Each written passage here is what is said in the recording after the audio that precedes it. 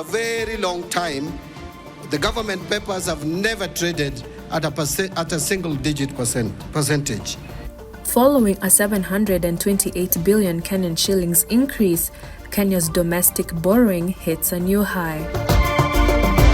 How do we ensure security of the models if those models decide to be biased today? Deepfake quality hits unprecedented levels, digital trust erodes. Bullying and harassment has discouraged many girls and young women from engaging in conversations on social media and openly sharing their views because they feel discriminated. Digital danger. Women around the world are at risk from online harassment. There is an urgent need, I suggest, to impose a moratorium on raw timber exports until a thorough audit and a very clear and robust regulatory framework is established. And as forest deforestation worsens, Kenya loses 534 billion Kenyan shillings a year.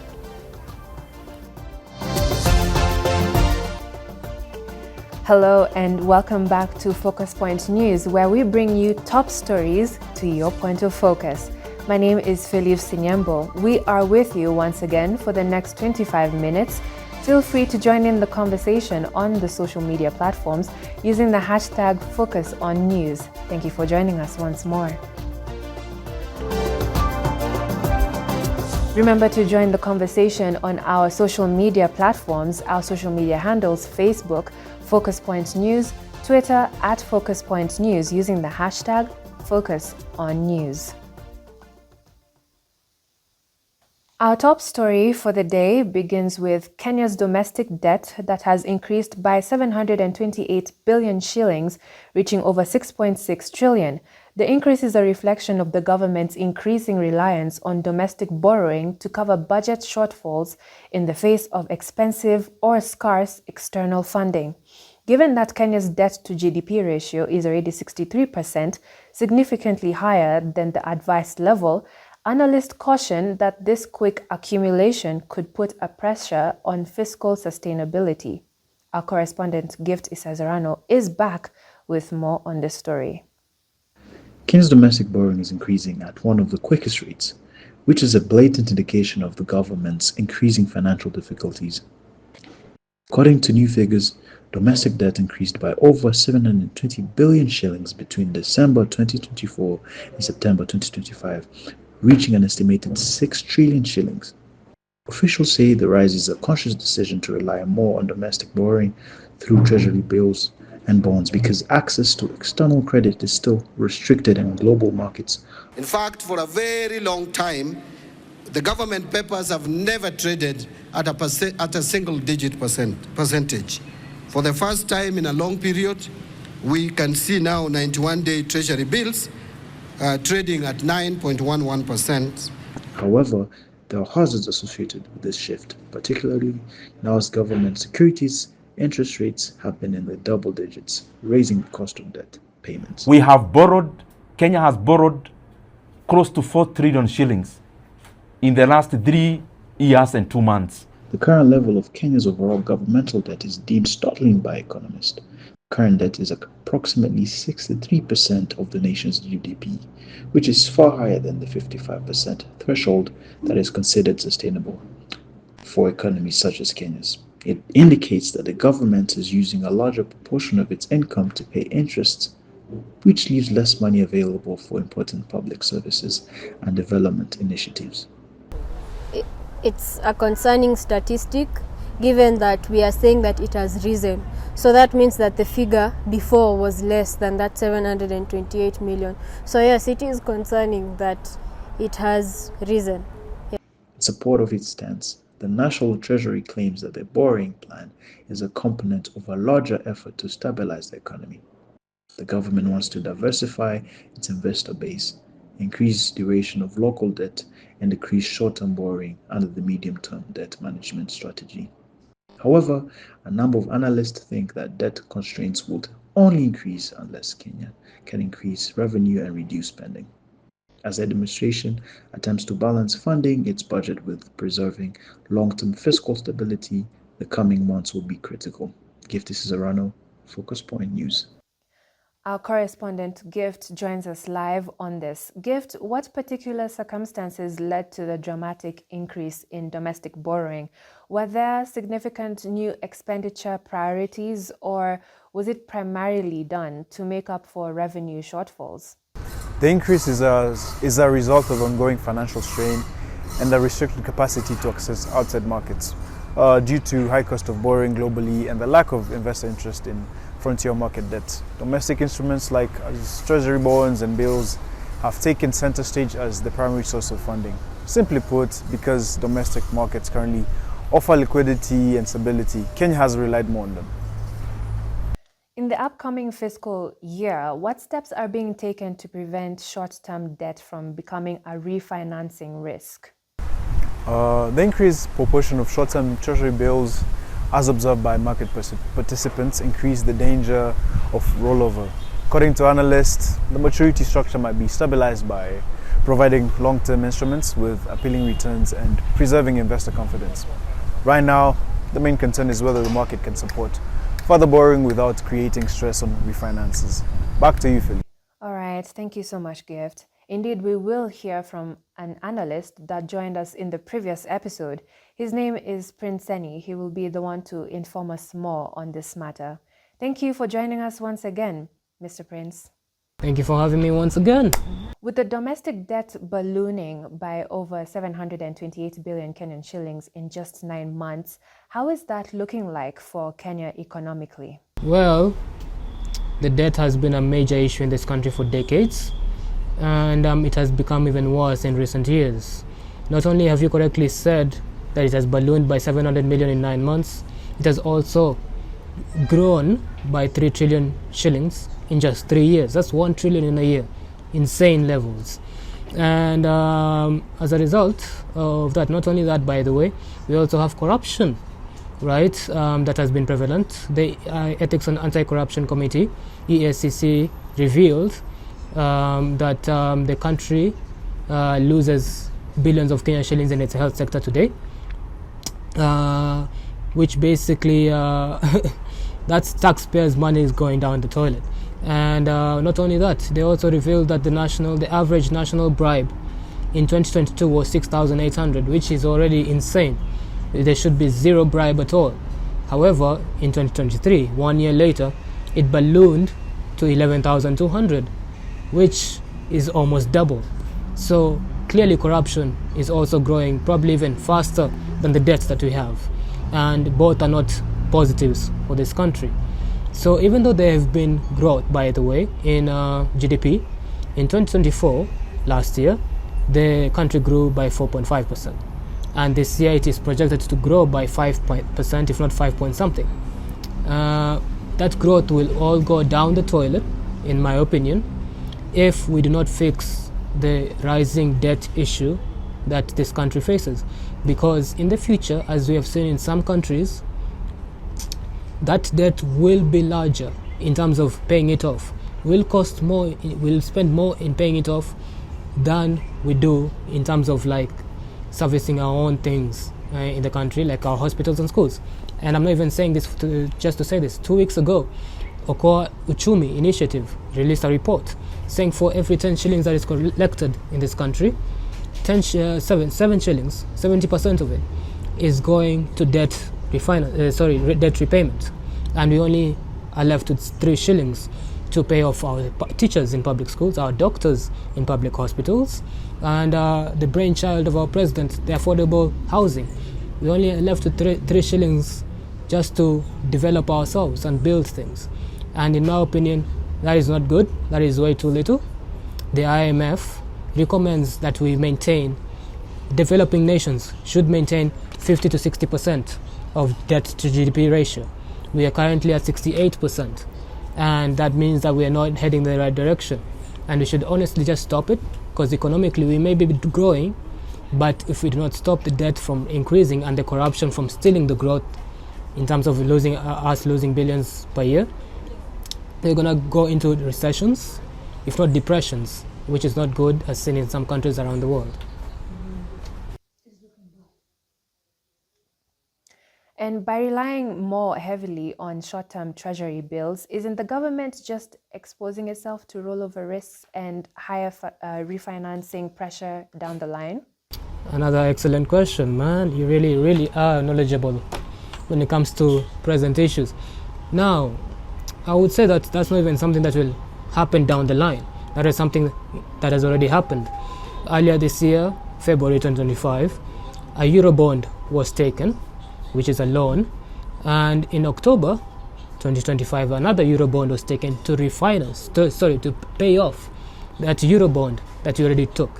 So for those who are yet to understand what I just said, we took off a loan as a country to pay off our old loans, which, by the way, is not sustainable. You do not take loans to pay off your older loans. Eventually, you will just run out of money, which is what the trajectory of the country is going through at the moment. Not only Eurobonds, by the way. China, 2 weeks ago, we basically negotiated with China. The country negotiated with China to convert the financing or the repayment of its loans from US dollars to Chinese yuan. And this was to ensure that we save $200 million every year in refinancing that loan, servicing that loan, I should say, right? Which, by the way, means paying it off. And we wouldn't have done this if that loan was sustainable. It means that the loan is not sustainable, and we were looking for ways to make it not as painful or hurtful for the economy. So I would say the dangers are already seen so far, and there's been plenty other examples. But as of now, you're right. We should stop borrowing so much loans, because if we do continue, not only will we go down a cliff, but things like the refinancing of the Chinese loan and the Eurobonds will keep happening year after year until we just have nothing left. So do you think that there is an economic growth in this country? Yes, we do at the moment. Right. Where is that growth coming from?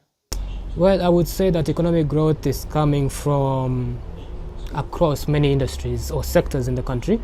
But I would point out recently, thanks to our dear president traveling, advertising the country to investors across Asia, across Europe for investment, which is very good. He should do that. Many investors have come into the country from the European Union, for example, invested in the financial sector, which has grown by 7.6% in the year 2024. And we have Chinese investors who have also come after our president went and advertised the country and invested into the agricultural sector, which has also grown in the year 2024 by 4.6%. Generally, the financial and insurance sector is 55% of our GDP at the moment. And I would say that is where, even though there are still other sectors that are growing, 2% in transportation, 1% here and there, those are the main growth in terms of like our investments that are coming from abroad. And I wish that would continue, and that should be the way to go, instead of the immense borrowing and also the raising of taxation that is just lost in things like the corruption that I just stated. Thank you very much once again for your time and insights, Mr. Prince. Deepfakes, AI-generated audio and video that mimics actual humans, are becoming alarmingly common. According to a recent investigation, recent data indicates the number of deepfakes events is expected to increase from approximately 500,000 in 2023 to 8 million by 2025, with fraud attempts expected to soar as well. Identity thefts, corporate scams, and non-consensual content, which frequently targets women, are all becoming common uses for these synthetic media. Serious issues regarding security, privacy, and confidence in digital information are raised by experts who warn that humans who find it difficult to identify high-quality deepfakes, while regulation and detection technologies are falling behind. William King with more on this. The use of synthetic media for fraud attempts has already increased dramatically. In 2023, fraud attempts in North America alone escalated by 1,740%. There are several applications of deepfakes. In corporate scams, criminals pose as executives to fool staff members into sending money or disclosing private information. Voice and facial cloning is being used to get around security in financial cryptocurrency systems, contributing to the growth in identity thefts. Perhaps most disconcertingly, women are excessively targeted by non-consensual deepfake content, which includes intimate photos endangering their privacy and personal safety. If you're not part of that governance, then how do we manage misinformation and disinformation? Especially when the platforms are not in the continent, they're somewhere else. How do we ensure security of the models if those models decide to be biased today? Deepfakes are quite challenging to detect. According to studies, even skilled humans can only identify high-quality deepfakes with a 25% accuracy rate. Laws and regulatory frameworks, meanwhile, are finding it difficult to keep up with the quickly developing AI technologies. Because of this, there is a risk that criminals will be able to take use of this technology before society reacts. There are substantial social and economic repercussions. Individuals run the danger of financial damages, harassment, and reputational damage, while businesses could lose hundreds of thousands of dollars per incident.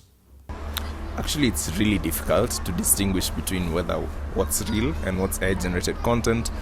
But one of the metrics that I use to differentiate the two is the degree of realism that is in that video or in that photo.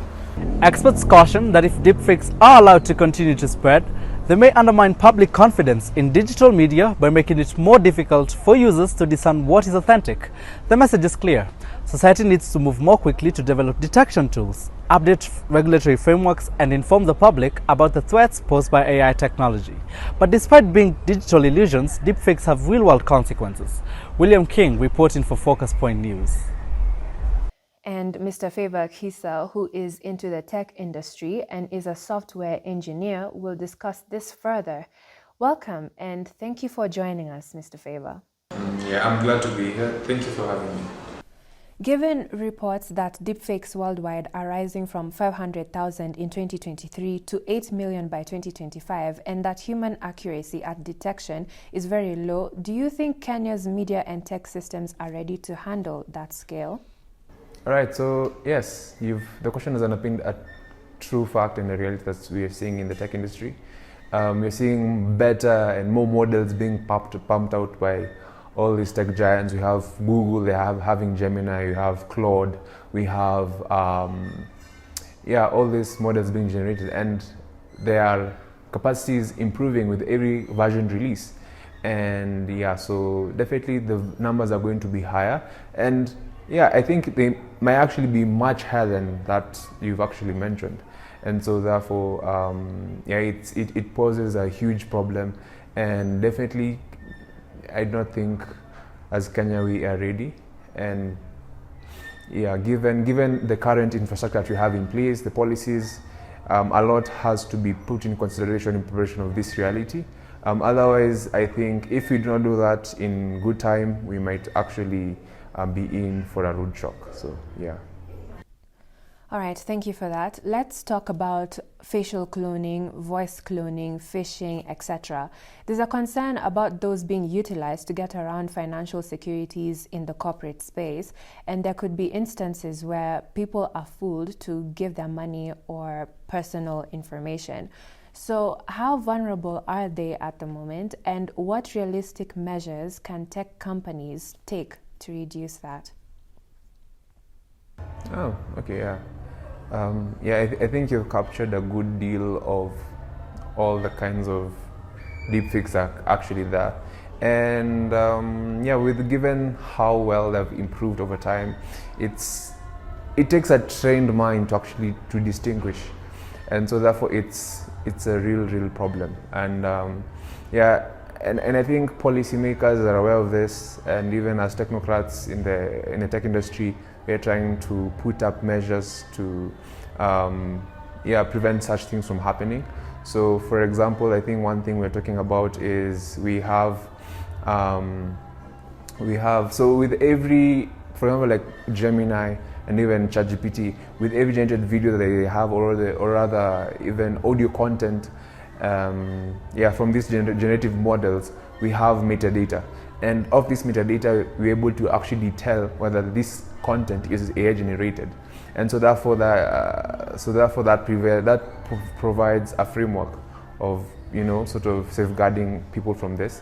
Another thing we'll talk about is educating people and telling them on different things to actually identify how these models, like how to distinguish AI content from other content. As I mentioned, it takes a trained eye to actually to distinguish from these things. And I think when you talk about like phishing and that as well, I think that still applies more or less the same standards you always had when it comes to written content. You always have to provide validation and verification first before clicking links and trying things here and there. Yes. Lastly, we want to focus on how we can rebuild trust in the digital media, because there's another concern about digital media losing its authenticity, and people are having a hard time distinguishing between what is real and what is fake. I know you touched on that a little bit, but how can that trust be rebuilt? Okay. I think that's a problem that has been there and is continually being there. Like I think even scenarios that a problem that is posed that nowadays even people tend to like, for example, flag off authentic videos are being deepfake, of which is actually real, but then they just flag it out of ignorance, or perhaps they just flag it as deepfake. So that's something that has been there and is continually happening, and I think now just AI is fast tracking and fast pacing this and making it more available to people. So back to the same measures I mentioned, but then I think just to touch on this, I think now, first of all, I think it happens on a legislative level. So in a legislative level, that is, I think, like in EU, having the AI policy laws, in the States also as well, and also seeing same thing here in Africa as the African Union as well. So so this provide a framework into which that they guide how these models are being built and how they're being used, and ensuring that there's actually compliance. And so therefore there are even very punitive laws that if, suppose I generate content that is misinforming, or rather like deepfake, there are actually implications for that.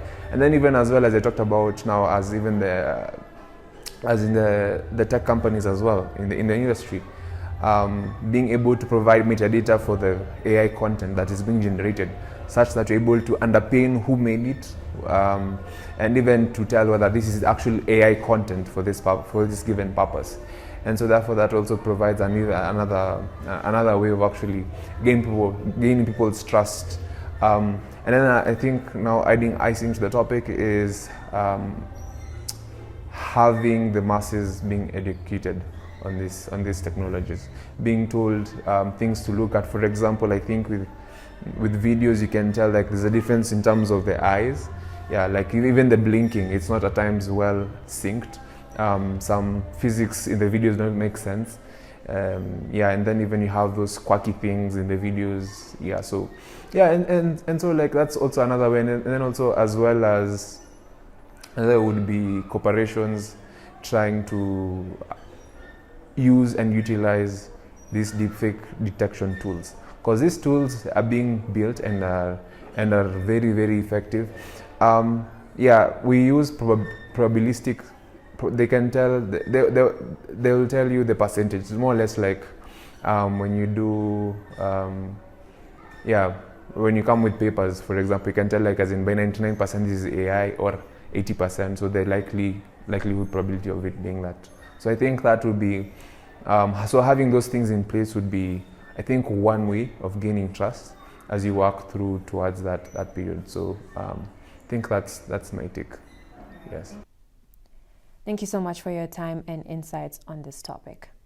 The dark side of digital age, how women and girls are being placed at risk by online harassment, AI-generated abuse, and cyber violence, and why experts say this is more than simply a societal issue, will be discussed next on Focus Point News. Stay with us.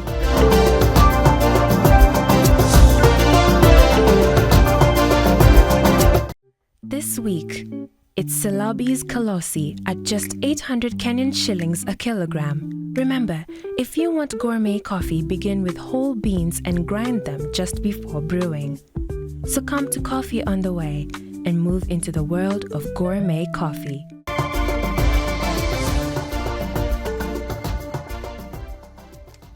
Welcome back. Now, according to a recent United research, one of the hazards that is expanding the quickest in the digital era is cyber violence against women and girls. According to the study, social media and artificial intelligence are contributing to an increase in instances of image-based abuse, online harassment, stalking, and deepfake pornography. According to the UN, the aftermath is far more extensive than emotional distress, as it costs societies billions of dollars and silences the voices of the women online. Our correspondent Elsie Njenga with that report. In addition to providing amazing opportunities, the digital world is posing significant risks, particularly for women and girls. The UN has issued a warning that cyber violence is increasing and can take many different forms, including non-consensual sharing of private photos, online harassment, stalking, and even deepfakes created by artificial intelligence. The speed at which it spreads and the difficulty in controlling it makes this particularly concerning. In addition to experiencing emotional trauma, victims frequently deal with severe mental health issues like anxiety, depression, and in certain situations, complete disengagement from online communities. Time and again, we've seen how women have been targeted via online places. If you look at the example of the rise in the online games, you see there was one where it was cancelled because they were bringing in the aspect of rape to their female characters. This is a society issue rather than merely a personal one. According to UN estimates, the annual economic cost of gender-based violence on the internet in Europe alone amounts to tens of billions of euros. Bullying and harassment has discouraged many girls and young women from engaging in conversations on social media and openly sharing their views because they feel discriminated. Harassers can operate anonymously across borders, and technology is developing more quickly than the regulations intended to safeguard people. The UN is therefore urging immediate action, including more robust legal frameworks, quicker social media platform responses, and all-embracing support networks for survivors that include legal help and counseling. Personal safety is not the only stake. The voices, ideas, and leadership of women and girls vanish from public life when they are forced to leave digital venues due to harassment or fear. According to experts, combating cyber violence involves more than just penalizing criminals. It also entails making the online environment safer, more welcoming, and more equal. To put it briefly, the UN cautions that the internet's potential for women and girls can only be fulfilled if it's a place where they can engage freely, express themselves freely, and be heard without fear. Making sure that safety keeps up with technological advancements is currently a challenge. Reporting for Focus Point News, I am Elsie Njenga. And to talk us through this sensitive matter is psychologist Mrs. Wambui Rehab. Welcome and thank you for joining us on Focus Point News. All right, thank you for having me. My name is Wambui Rehab. I am founder and psychologist at Olive and Thrive Wellness. Who am I? I'm a follower of Christ. I am a wife, I am a mom. Yes, I of course offer therapy, psychotherapy to clients and also mental health trainings. Yes. Now, what are the short and long-term psychological effects present when it comes to experiencing online harassment or image-based abuse, etc., especially for young women and girls? All right, so first of all, we acknowledge that this may have been, or this online bullying is not necessarily new. We've had it as long as social media, and the internet has been around. But indeed, the prevalence has increased, and we also acknowledge that because it's human beings across the screen, whether it's a perpetrator or the victim, these are human beings, and therefore the effects are real, the experience is real, it's heavy and it's real, yeah? So you've asked about the short-term effect, or what you'd expect to see in someone who has just, a woman who's just experienced cyberbullying. I think number one is definitely a sense of lack of safety, just that feeling of loss of safety, that I am not safe. Because if it is whether it's insults or someone trying to get money for the pictures you sent, or whatever the arrangement is, there's that sense of, can this person actually get to where I am? There's a lack of safety. There's also a lack of safety concerning my content, my image, my face, my body out there, that I don't, I am just basically no longer safe.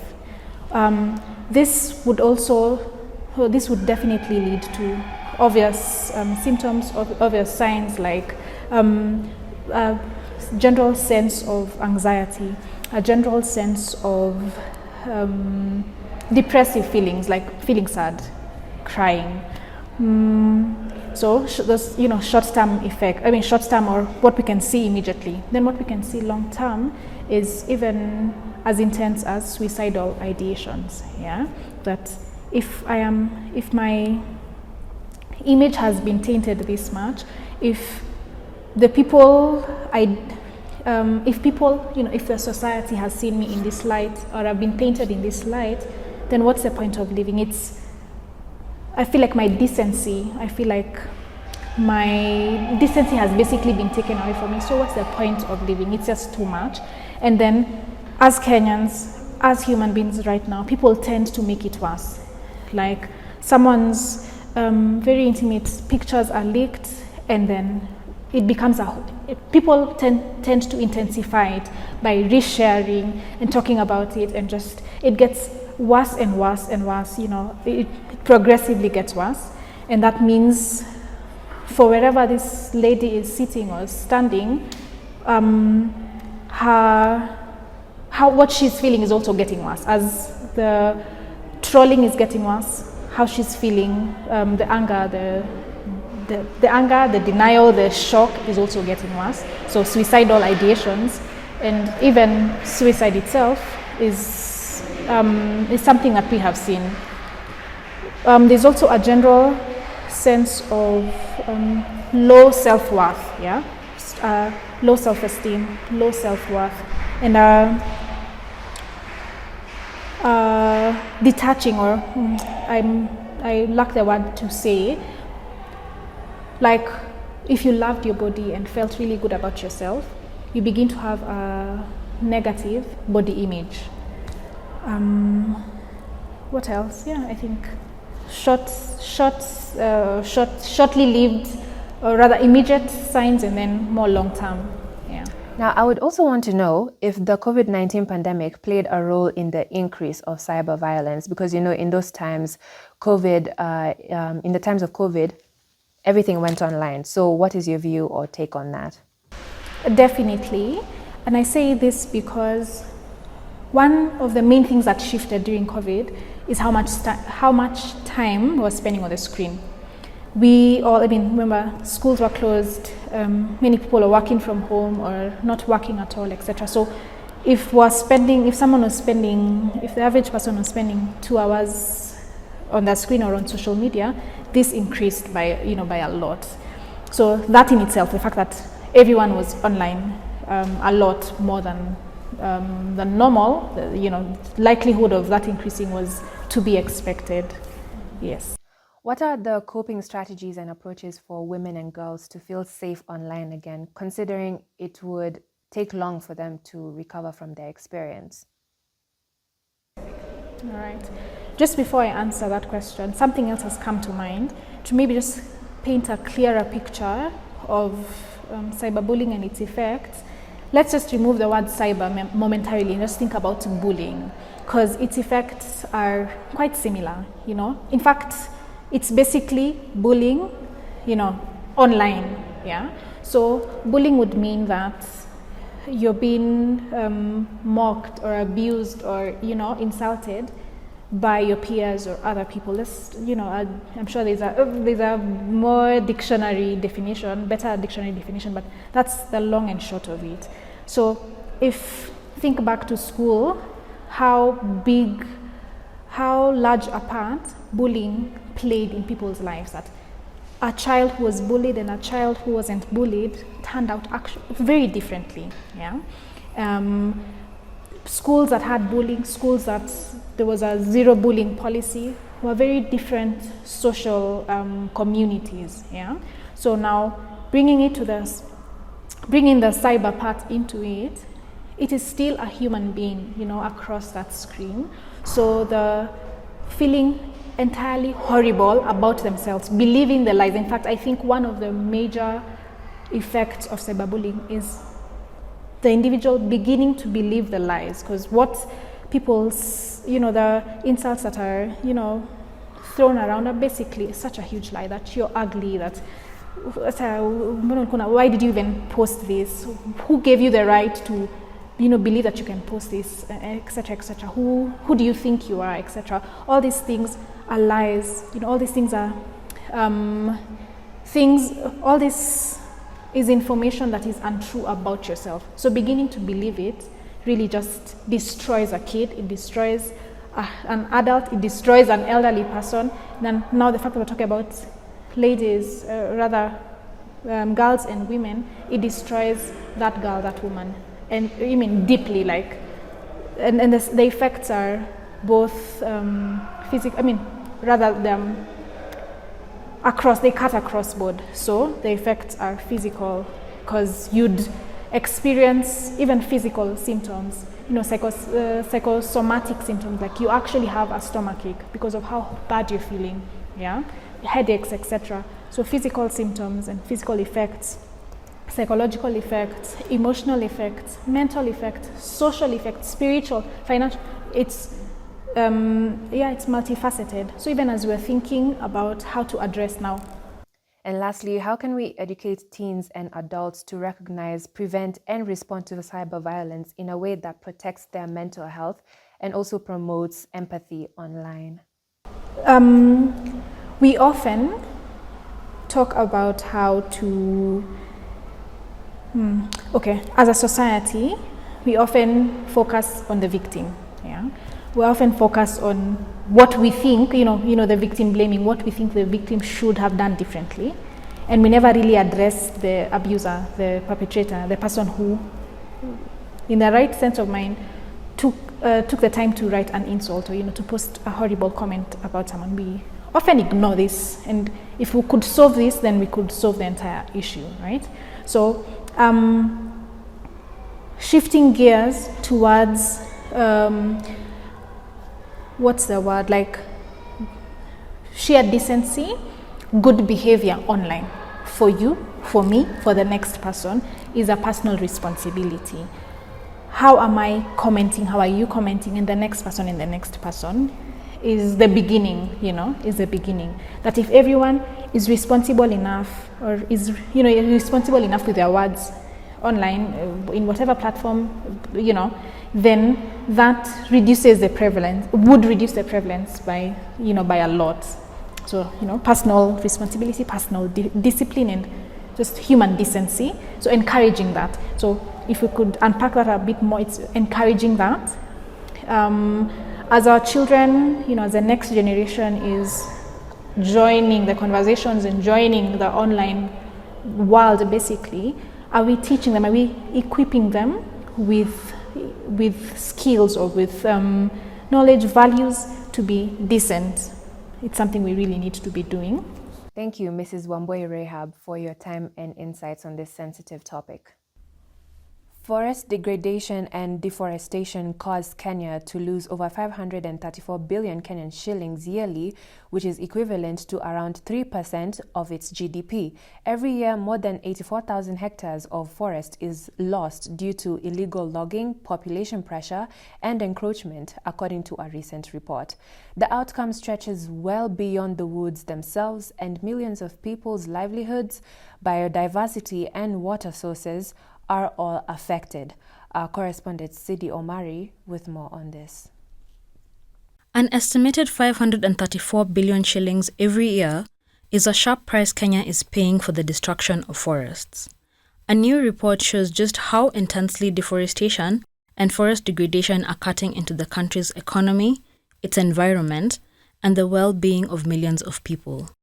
While thousands more hectares are critically degraded, Kenya loses more than 84,000 hectares of forest annually, according to the report. Illegal logging, charcoal burning, years of weak administration, expanding settlements, and rapid population growth are the drivers that are familiar but progressively urgent. Poverty forces families to depend heavily on forest resources, in many communities accelerating the loss. Failure to act will undoubtedly result in this continued environmental degradation effort. Is going to end up being an economic stagnation and disempowerment that will lead to destabilizing economy. The consequences are profound, as forests play a critical role in managing water supplies, and their decline is already being felt in major catchment areas like the Mau and Aberdares. The problems that follow reduced forest cover include irregular rainfall, falling water levels, and greater stress on rivers that support both agriculture and urban centers. Kenya's water security is put at risk if the loss continues. Health is impacted as well. Studies connect forest degradation to increased malaria transmission, as changes in land cover create ideal breeding environments for mosquitoes. This leads to another layer of cost for rural communities already struggling with limited health services to be added. You would be allowed, or you would have committed to, basically restore not less than 10 hectares of forest land. Strategically balance both the development needs of the country and forest conservation. It's a tricky balance, but that is what is expected when you talk about development and environment conservation. Planting 15 billion trees by 2032 is the ambitious target the government has set to restore more than 10 million hectares of degraded land and raising national tree cover to 30%. The strategy is to rebuild ecosystems and stabilize water towers, as Kenya's forests are home to countless plant and animal species, many of them endemic or endangered.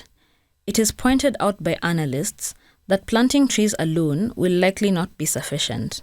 The key to turning the tide would be effective land governance, strict enforcement against illegal logging, and support for communities that rely on forests. The CLEAR report addresses that Kenya's forests are vanishing more quickly than they can be replenished, and environmental and economic repercussions are already apparent.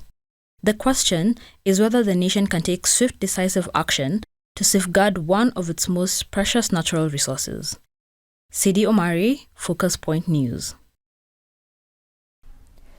And that brings us to the end of our second and final episode of Focus Point News. The world moves fast, and your willingness to pause and focus with us means everything. Thank you for joining us. We appreciate your time, your attention, and your trust in bringing you stories of great importance. I am Felipe Sinyambo. Until we cross paths again, stay informed, stay thoughtful, and stay focused. Take care.